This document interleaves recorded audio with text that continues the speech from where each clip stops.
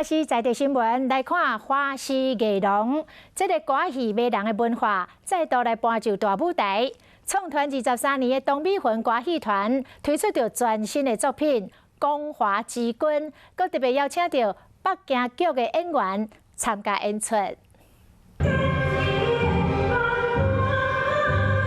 外形真缘投的光华君，一生风流多情，这位美男子由资深的歌戏演员董美云来搬。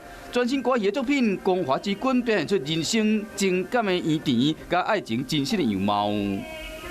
这是个美丽的爱情故事，在爱情的世界里，没有谁对谁错，只有每个人的感受不同而已。人生的道路需要靠自己走出来。 其他演员无论是资深的，还是新生代，拢将真正的感情表现出来。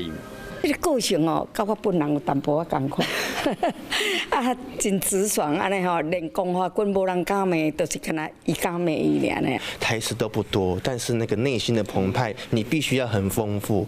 剧团保留传统，冇创新，特别邀请京剧演员参加演出。 从唱腔上面，从咬字念白上面，我就觉得哇，这是另外一个世界。新年台湾代表性艺术歌戏悠久历史，将持续透过精彩戏曲延续文化价值。